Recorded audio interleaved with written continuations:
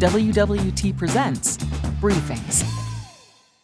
Thanks, everyone, and welcome to our call today. We're going to be talking about private cloud, software-defined data center, and virtualization. We're going to kind of dive down into what are the differences between these three different approaches to our data center, and we're going to help you understand when is one the right choice over the other one. My name's James Harless. I'm a Principal Solutions Architect on our Global Solutions and Architecture team. I've been with Worldwide Technology since 2019. I started initially on the Global Engineering and Technology group, which later became the Global Solutions and Architecture team. My background is predominantly in infrastructure and security. I've done both delivery, architecture, engineering work, as well as pre-sales engineering, and my current role as a solutions architect. All right, well, we're just going to dive right into it. So first off, I don't want this to be a policing of language. It's very common that we use private cloud in a broad context to mean something akin to our on-prem data centers. And that's okay. A lot of times it makes sense to say, hey, does this workload belong in the public cloud or private cloud? But there's also another meaning to this word and software-defined data center as well, where we're really talking about a specific outcome as opposed to kind of a broad contextualized destination.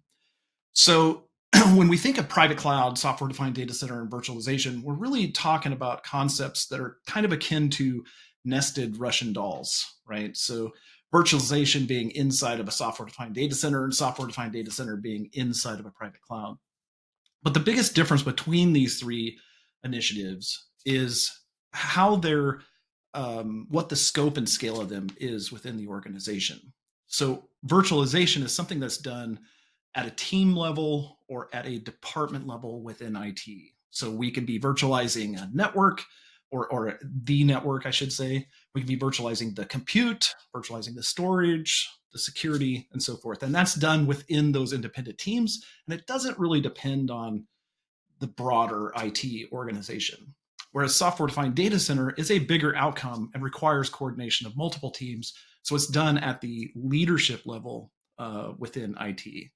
And finally, private cloud is a big outcome and requires not just IT to change the way it does business, but requires the business and our business partners to change the way they interact with us. So that's a business initiative. We're going to go into more detail on this. I'm going to start talking through kind of each of these individual areas, and then we'll compare and contrast them and help make the right choice. So let's start with virtualization. As I mentioned, there's a lot of different ways to think about virtualization, from compute to storage to network security. But I'm going to focus really on x86 virtualization. This is the most common virtualization that we see within our customers. It's pretty pervasive, and it really kind of sums up the overall approach. So when we talk about virtualization, we're talking about the abstraction of the x86 hardware. This allows a single physical resource of an x86 server to be divided amongst smaller workloads, and those workloads to be isolated and independent from each other. This has a lot of different benefits to it.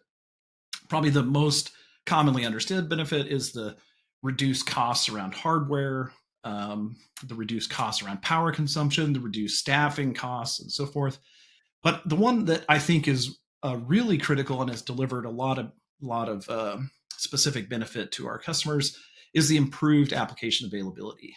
So this is really delivered because we can do maintenance on those hardware hosts by simply moving a workload from one host to another, or if we lose a host for some sort of hardware failure, then that application will automatically restart on another host. And this has really improved the number of nines of availability we can deliver inside the data center. It's been very revolutionary for how we think about availability. Also, there's additional enhanced capabilities and features that we can do, things that go way beyond even this, the ways that we can recover from a disaster recovery perspective, our checkpoints that we can bring the application back to via snapshots or disaster recovery replication, things like this. And finally, another big transformation has been how it has changed service delivery within the organization. So rather than getting a piece of hardware in and then going through a cumbersome process of loading an OS onto it and then manually configuring it, we can do all this with templates and automation now inside of a virtual environment. This allows us to get a lot more work done with fewer people. So common examples in this area are things like server consolidation and virtual desktops, which are really kind of two halves of the same coin. It's really virtualizing of application servers or virtualizing of the desktops to reach those application servers. But also there's use cases around disaster recovery and sandboxing and things like this. So we can create isolated environments that are independent from production, can run and exist right alongside production, and allow us to do some elaborate things with disaster recovery testing and business continuity, as well as software development. Debugging has really accelerated that whole process. Solutions that you see in this area, probably the gorilla, the 600-pound gorilla in this space is VMware ESXi, which owns a pretty large percentage of this market. But we also have hypervisors like Nutanix AHV, which is based on KVM. We have Microsoft Hyper-V, which is the foundation for Azure. And then we have a lot of other flavors of KVM that are out there, Red Hat, Ubuntu. There's a bunch of different ones out there. And kind of the up and comer in the space is KubeVirt, which is, there's a number of different companies in this space as well. And it's probably a little disingenuous to put KubeVirt on this list because it's not a hypervisor unto itself, but it is a management interface in front of the hypervisor. And in a lot of these cases, when we're looking at ESXi, we really interact with the management interface more than the hypervisor. KubeVirt, just by way of denoting, is the hypervisor underneath is KVM, and KubeVirt is really the management or control plane. All right, so as we move on to software-defined data center, with virtualization, we talked about the abstraction of the hardware, and with software-defined data center, we're talking about the abstraction of the data center, right? So we're talking about abstracting the physical resources inside the data center. So we're going to pool compute, network, storage, security, things like this, and we're going to be able to dynamically provision these and configure them via our SDDC API. And this is a policy-driven orchestration that allows us to measure and manage these resources. It allows us to pool our resources together and then share them amongst different business units. So this is a very important change above and beyond virtualization that allows us to get deeper with automation.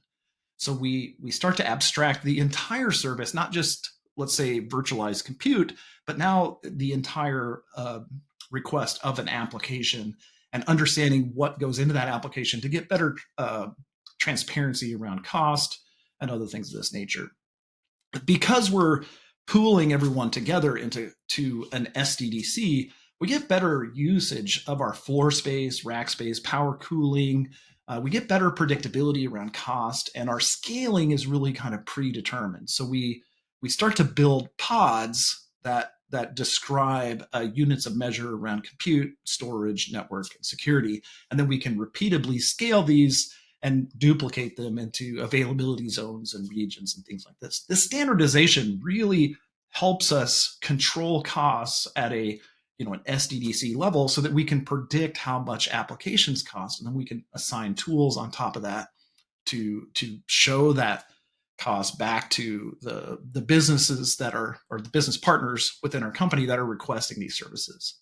So the scenarios, of course, are data center modernization. We're really trying to get better usage of our floor space, better usage of reduced costs around power and cooling and things like this, better ESG performance, but also getting better cost transparency into senior IT leadership. So we have a better idea of how much applications are costing us and different initiatives are. So some solutions in this area would be like VMware's Cloud Foundation, which is a enterprise suite of different tools. Nutanix has their cloud platform, which is, again, a collection of various tools within the Nutanix stack. Microsoft has Azure Stack, HCI. Some other examples from VMware, you got VMware Cloud, VMC on AWS, or VMC on Dell. There's some other of those solutions coming in the future. While they are also from VMware, like a Cloud Foundation, they're a very different approach to the same problem. And then AWS has Outposts, There's a variety of vendors that offer OpenStack solutions, which is probably the most robust SDDC out there today. And then an up and comer is really, again, Kubernetes is vying for the space. So, for example, Red Hat has OpenShift, which will provide, the broad SDDC through both Kubernetes native containers, but also through KubeVirt virtualization in the future. So as we kind of close out these definitions with private cloud, we're moving away from abstracting a technology and we're starting to abstract IT. So we're now abstracting the services that IT is delivering. And this is beyond just a technology. So think of this as an operating model for the business that basically turns IT into a service provider within our organization. This is delivered in on-premise data centers or in co-location facilities, and it's in a manner that's similar to how a public cloud provider interacts with you. So in this model, IT becomes a service provider, and our lines of business are interacting with that service provider as they would with a typical cloud provider. So they're consuming services, and we go into this shared responsibility model that you see commonly in public cloud. So if to draw a delineation here between private cloud and SDDC, in SDDC and all the other models before, we're operating IT much like we would in any organization. IT is a part of the solution. If there's an application that's having an issue and we got a performance issue, we're pulling IT into this. But in a cloud, we are in a shared responsibility model. IT's responsibility becomes to make sure that the service is available and functioning properly, and everything else goes back to the responsibility of the business partner. So this controls our growth around headcount for scaling the platform, which helps us get predictable costs, helps us kind of understand that this cost is not going to just continue to expand as we add more and more services. So this is big when we're thinking about how to transform IT into a more service-oriented organization. It can also be important for a customer who needs to consume cloud-like services but doesn't see exactly what they want in a public cloud provider. They can customize something themselves and build an on-prem cloud. But it does really take this transformation of how we think about IT, right? And how we're going to interact with the business. All right, so we want to go through a little side-by-side comparison of these so you get a better understanding of how these solutions line up to each other. And I kind of have this represented as a wheel to a wagon to a chariot. And these things are all related, and they're kind of along the same journey, but not everybody who needs a wheel needs a chariot, right? So you can think of this as a journey, continuous kind of, or a continuum of the solution. There's no hard line between these, but we do want to kind of explain what the benefits are and why we might choose to stay within one kind of area versus the other. So for virtualization, the focus here is really around cost and specifically the CapEx cost of acquisition. So we get very low costs in this space. It's lower than buying a piece of hardware for each element or each application, and it's also lower than costs that you might see in a public cloud. It's significantly cheaper to just host the application with a minimal amount of automation and so forth versus all the benefits we get from public cloud. There's a quick time to value there because of that cost reduction, and it's very easy to staff because we don't need super advanced people at every level of this thing in order to manage it. We can have independent areas of virtualization within the organization, and they can all function and interact with each other. Whereas software-defined data center is more focused on that strong basis for automation. We're providing an API for our developers to interact with, but also our infrastructure people to deliver services quicker and so forth. It does have a high ROI, but that is evaluated over a longer period of time because the upfront investment is larger, and there's often a significant effort to build the automations that we need to realize all the benefit. But over time, this delivers a higher ROI because of the better usage of our floor space and ESG characteristics.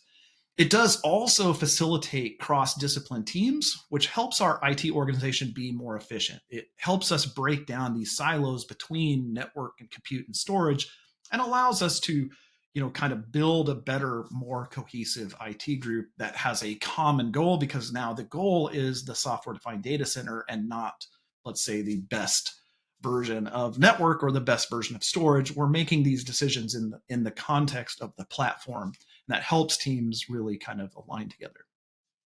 For private cloud, this is probably the most expensive way to go, because it requires not just a software-defined data center that we have to build, but it's also a transformation of the business, right? We have to go to our business partners and help them understand we're building this new thing. This might be a sub element of IT. Maybe it's just a portion of our IT that's going to be delivered as a private cloud model.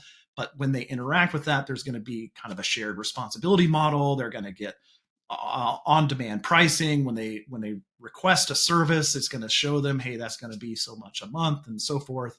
And we have to work with the other parts of our business, the finance department, procurement, and so forth. And there's a bunch of different groups that need to be coordinated. We'll have to create liaisons between the private cloud team and these various business units. Now, there's tremendous value in building a private cloud compared to, let's say, a public cloud.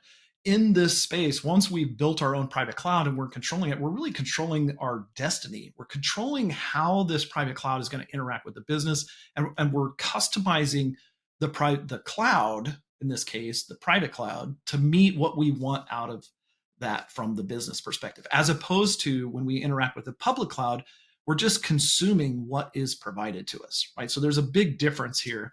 And one real big advantage here is these type of environments are somewhat rare, and so they attract the highest performing IT workers, right? So they tend to be magnets for people who want to work on something that's very difficult and complicated and hard to achieve, and has a really strong return behind it.